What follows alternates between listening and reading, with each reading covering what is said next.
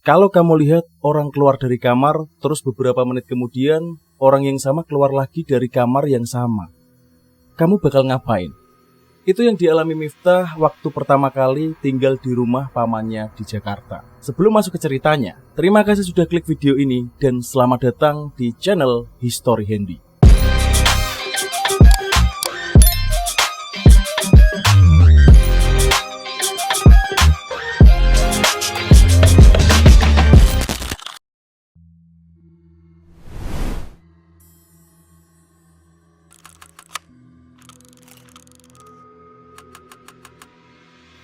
Jadi ini bukan kisah yang dibuat-buat dari AI ataupun kisah bohongan, cuy.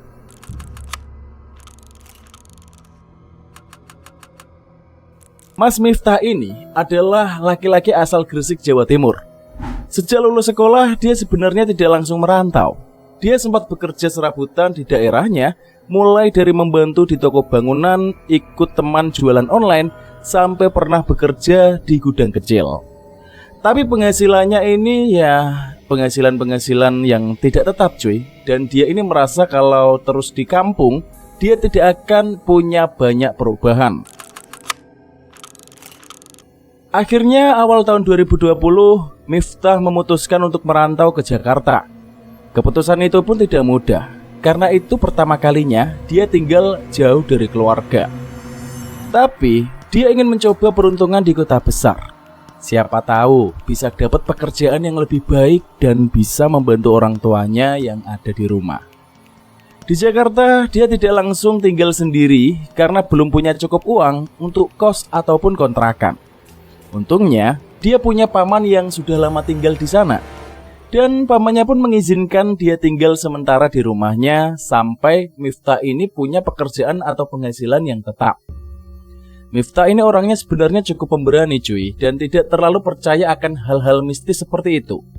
Dia juga bukan tipe orang yang gampang takut.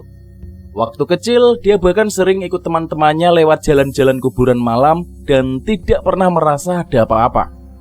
Basicnya ini emang orang yang pemberani ya.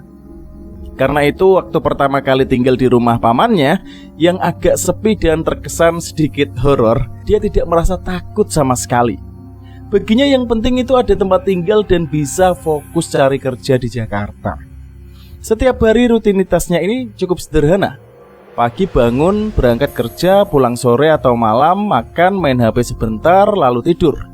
Kadang dia pun membantu pamannya untuk memperbaiki barang di rumah atau bersih-bersih halaman.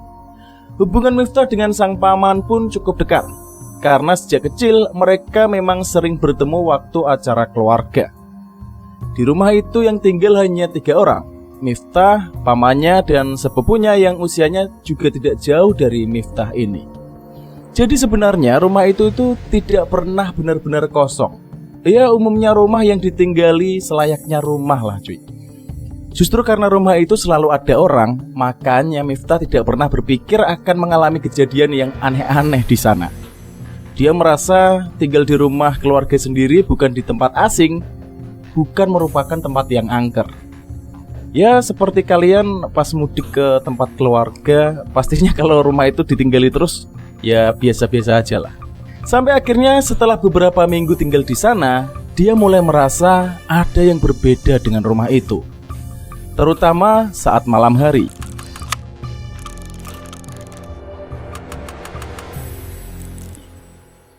Bukan karena cerita orang, bukan juga karena diberitahu sebelumnya, tapi karena dia merasakan sendiri suasana rumah yang berbeda ketika semua orang sudah tidur.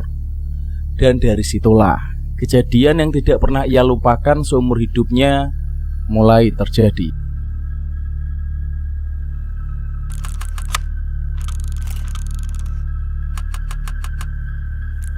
Jadi Miftah ini pernah cerita pengalaman waktu awal dia pindah ke Jakarta tahun 2020. Dia ini orang Gresik dan waktu itu baru dapat kerja di Jakarta, cuy. Karena belum punya tempat tinggal, akhirnya dia tinggal sementara di rumah pamannya. Tidak banyak orang lewat di sana. Suasananya juga terkesan agak sunyi. Minggu pertama Miftah tinggal di sana, tidak ada kejadian apa-apa. Semua terkesan normal dan biasa saja. Nah, mulai masuk minggu kedua, dia mulai merasa agak tidak enak setiap lewat lorong menuju kamar mandi belakang. Bukan lihat apa-apa cuy, cuma kayak merasa ada yang merhatiin. Dia tidak terlalu mikir macam-macam. Dia pikir mungkin cuma perasaan saja karena rumahnya itu terkesan sepi. Sampai akhirnya di suatu malam sekitar jam 2 pagi, Miftah kebangun lagi karena kebelet mau ke kamar mandi. Dia masih setengah ngantuk itu. Dia buka pintu kamar dan jalan keluar. Pas dia baru keluar kamar, dia lihat pintu kamar pamannya yang ada di depan kamarnya kebuka pelan. Lalu ada yang keluar dari kamar itu. Miftah langsung mikir itu pasti pamannya. Tapi pas diperhatiin, kok kayaknya ada yang aneh.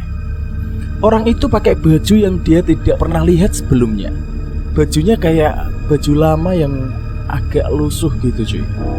Rambutnya juga terkesan acak-acakan. Di pinggangnya cuma ada kain kayak sarung yang dililit.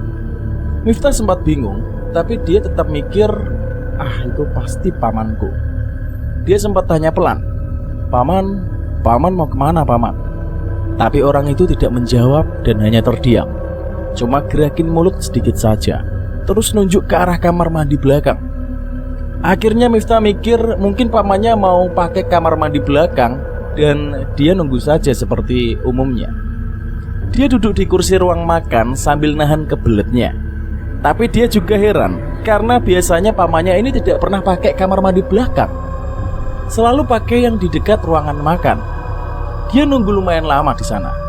Rasanya lama banget. Tapi pamannya tidak keluar-keluar dari kamar mandi belakang itu cuy. Lagi duduk nunggu, tiba-tiba dia dengar pintu kamar pamannya kebuka lagi. Dia langsung nengok ke arah kamar.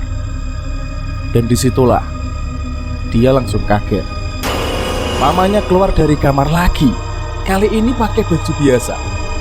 Rambut rapi, benar-benar seperti pamannya yang biasa dia lihat sehari-hari. Pamannya juga kelihatan baru bangun tidur. Miftah langsung bingung dan agak ketakutan. Dia pelan-pelan tanya, "Ini paman kan? Terus yang tadi siapa?" Pamannya malah bingung dan bilang, "Tadi apa? Paman dari tadi tidur di kamar, baru bangun ini." Disitulah Miftah langsung merinding. Tanpa banyak ngomong, dia pun langsung jalan cepat ke kamar mandi belakang dan dia buka pintunya secepatnya.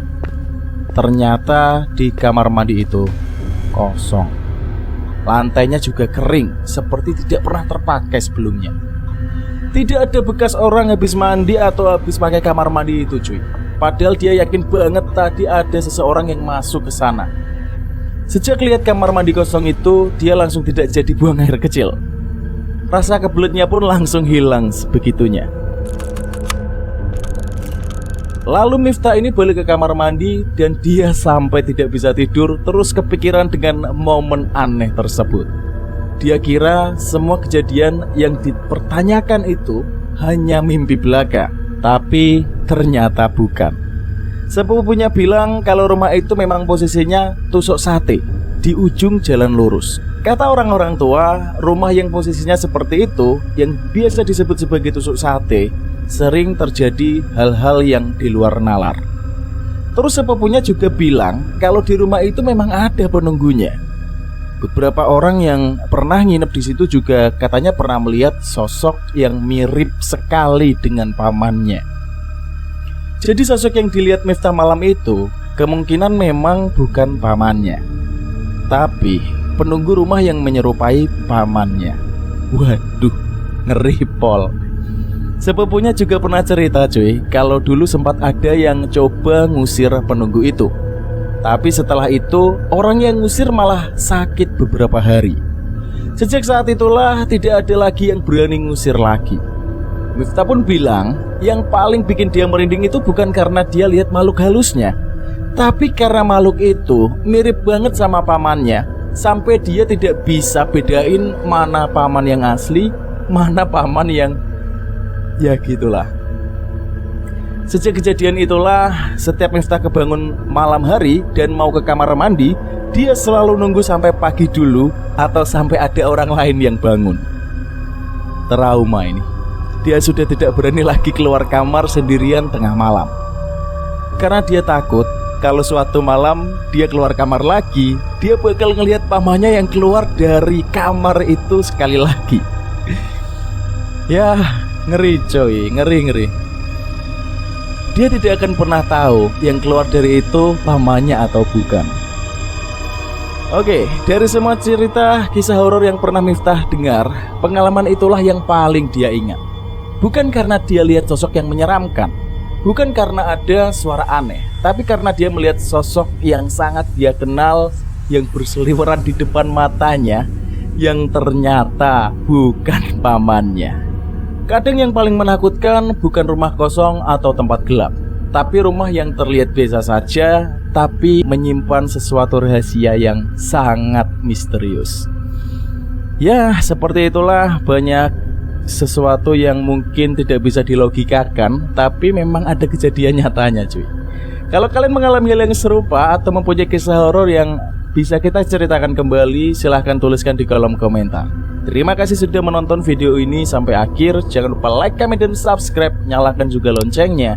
Sampai ketemu lagi di cerita selanjutnya di channel History Handy.